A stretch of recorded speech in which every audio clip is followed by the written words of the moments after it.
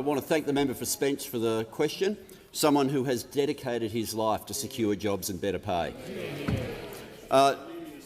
Today the House made a few decisions. Today the House made a decision to get wages moving. Today the House made a decision to close the gender pay gap. Today the House made a decision to improve job security. And in doing those things, we also had another vote where there was an attempt for the House to make a different decision.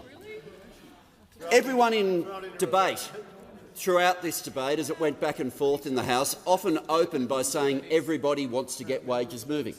We kept hearing from people on each side of the debate that they want to give people pay rises. And yet there's two tests. One, are you willing to do anything about it?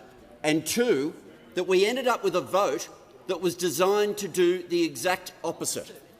Now, in the lead-up to the last election, Senator Cash put out a statement saying there would be no changes to the Better Off Overall test, full stop. And I had presumed that those opposite had abandoned their previous position from the bill they brought in here in 2020, which was about pay cuts, a bill that was to redo the Better Off Overall test by getting rid of it altogether for 2 years. And yet today, in a motion moved by none other than the Leader of the Opposition, it said that they were calling on us to have changes to enterprise bargaining as outlined in the former coalition government's legislation introduced in 2020. So at the same time that this parliament was debating on the need to get wages moving with people facing higher inflation, those opposite took to a vote to bring back the 2020 legislation. What does it mean if you suspended the Better Off Overall test? It means a part-time level 2 hospitality worker aged over 21 could see their hourly New Year's Day rate slash from $46 to $20. Instead of earning $375, they would earn $166.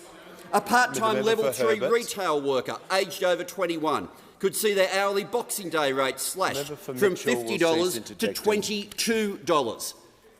We had, at the exact time that people have been talking about cost of living pressures, we had a government determined to get wages moving and an opposition where they decided that keeping wages deliberately low as a deliberate design feature wasn't enough.